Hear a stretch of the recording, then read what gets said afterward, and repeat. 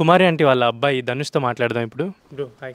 Hi bro. ఏంటి అసలు చూస్తున్నావు నువ్వు, ఏంటి ఇంత హైప్ సోషల్ మీడియాలో ట్రోల్స్? అంటే అమ్మకు చూడడానికి రాదు ఇవన్నీ, సోషల్ మీడియా ట్రోల్స్ అవన్నీ. కానీ ఎలా అనిపిస్తుంది నీకు అసలు చూస్తుంటే అవన్నీ? కొంతమంది నెగిటివ్గా పెడుతున్నారు, 2 లివర్లు ఎక్స్ట్రా 1000 రూపాయలు అలా ఏదో కోట్లు సంపాదిస్తుందని చెప్తున్నారు.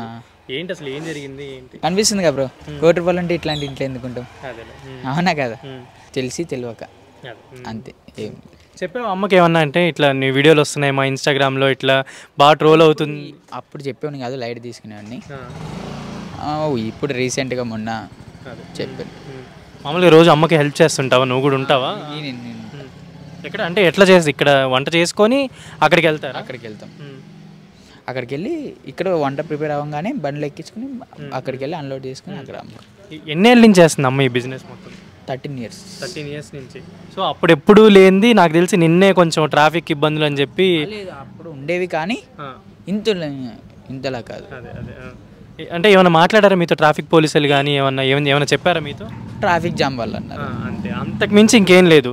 సో అక్కడ మిగతా వాళ్ళందరినీ ఉంచేసి అమ్మను ఒక్కనే ఆపడం వల్ల మీకు ఏమనిపి అంటే ఎలా అనిపిస్తుంది? ఇప్పుడు అందరు పెట్టుకున్నారు, మనల్ని పెట్టుకుని ఎవరికైనా ఆఫ్ కోర్స్ డౌట్ వస్తుంది, అది వేరే విషయం.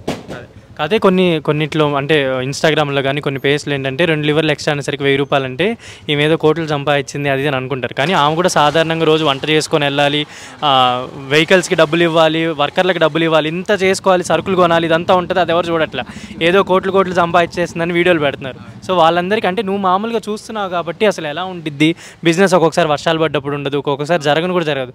అలాంటప్పుడు అంటే ఏమనిపిస్తుంది? వాళ్ళు అనుకుంటున్నారన్న అనుకొని తెలియదు కదన్న, ఎవరికి క్లారిటీ తెలియదు కదా. ఫస్ట్ క్లారిటీ సరిగ్గా తెలియదు, మనం ఏం చేయలేము దానికి. మనం వర్షం పడ్డం మిగిలిపోయినప్పుడు ఏం చేయలేము. మొన్న చెప్పాను కదా మిగిలిపోయినాయని, ఇక్కడ గుడిసెలు ఉంటే వాళ్ళకి పనిచేసాం. సో అంటే మామూలుగా అంటే ఒక రోజుకి అంటే అమ్మకి కొన్ని వీడియోలో చెప్పినట్టుంది ఇంత సంపాదన వస్తుంది అని. ఒక రోజుకి ఎంతవరకు రావచ్చు అంతే అన్న? మమ్మీ ఎంత అయిపోయింది? 60-70. అందులో అన్ని పోను 5 నుంచి 10 వరకు మిగిలొచ్చు ఒక రోజుకి. కానీ చాలా కష్టపడుతుంది అమ్మ, కొన్ని సంవత్సరాల నుంచి వంట చేస్తుంది. అక్కడ కొన్ని సాఫ్ట్వేర్ కంపెనీ, ఈవెన్ నేను కూడా లాస్ట్ ఇయర్ అక్కడే తినేవాడిని వచ్చి అప్పుడప్పుడు. సో ఇంతమంది తింటూ అంటే డిపెండ్ అంటే ఆమె ఏంటంటే ఆ ప్లేస్లో పెద్ద పెద్ద హోటల్స్ కంటే అమ్మ దగ్గరికి వచ్చి తినేవాళ్ళు అందరూ. ఇప్పుడు నిన్న 2 రోజులు మూసేసరికి చాలా మంది కూడా ఇబ్బంది పడుతున్నారు, కొంచెం టేస్ట్ బాగాలేక. చాలా మంది ఉన్నారంట అక్కడ, కాల్ చేస్తున్నాయి. అదే వాళ్ళందరూ ఏం అడుగుతున్నారు నీకు? ఫోన్ చేసి ఏమని అడుగుతున్నారు? అందరూ వెయిటింగ్, త్వరగా రావాలంటే ఈరోజు రావట్లేదన్న, అమ్మకు బాగాలేదని చెప్పి. సో మళ్ళీ ఎప్పటి నుంచి షాప్ ఓపెనింగ్? రేపు కానీ ఎల్లుండి కానీ మీరు మళ్ళీ బ్యాక్ వచ్చేస్తారు. ఇంకా ఇది రేవంత్ రెడ్డి గారు ఏమన్నా అంటే ఎవరు చెప్పారు మీకు అసలు రేవంత్ రెడ్డి గారు స్పందించారని, ఆయన వస్తున్నారని? అవన్నీ ఫ్రెండ్స్ షేర్ చేశారు నాకు, మా ఫ్రెండ్స్ కాల్స్ వచ్చాయి. అదే సో అయితే మీకు మామూలుగా అయితే వాళ్ళ నుంచి వచ్చాయి. వాళ్ళు డాడీ వాళ్ళు మాట్లాడారు, ఏం మాట్లాడారు నాకు తెలియదు. మాట్లాడారంట, నేను బయటికి వెళ్ళాను, అది దాని గురించి క్లారిటీ లేదు నాకు. మమ్మీ వాళ్ళకి అయితే ఫోన్ చేశారంట సీఎం గారి తరఫున. సో అంటే అమ్మ ఏంటంటే చెప్పలేదు ఎవరికి, నెగిటివ్ కమెంట్స్ పెట్టే వాళ్ళకి కానీ ట్రోల్ చేసే వాళ్ళకి ఒక్క మాటలో ఏం చెప్దాం అనుకుంటున్నాను? ఏం లేదన్న, ఏం లేదు అన్న, పడ్డవాడిది ఎప్పుడు పై చేయన్న, అంతే. సో అంటే ఇలాంటి పెట్టద్దు అంటే మామూలుగా పాజిటివ్ వరకు ఓకే, కానీ నెగిటివ్ అనేది ఇప్పుడు అమ్మకి బిజినెస్కి ఎఫెక్ట్ అవుతుంది కదా. ఒకటన్న, పాజిటివ్ వచ్చినప్పుడు నెగిటివ్ తీసుకోవాలి, నెగిటివ్ వచ్చినప్పుడు పాజిటివ్ తీసుకోవాలి, తప్పదు.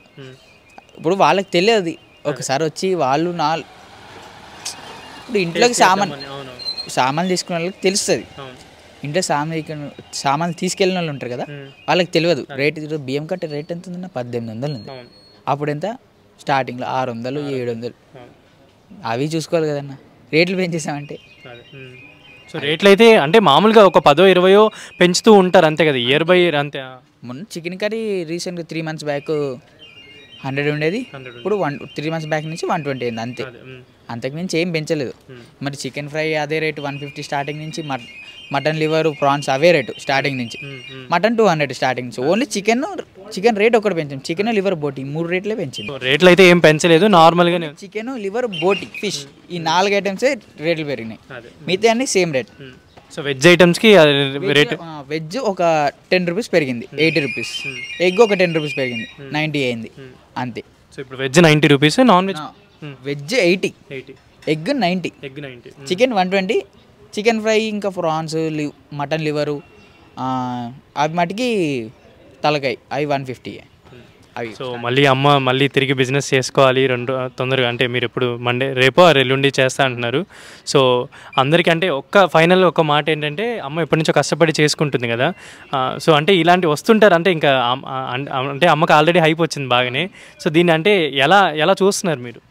హ్యాపీగానే పర్వాలేదు. ఇప్పుడు అమ్మ హ్యాపీగా ఉంది చాలు.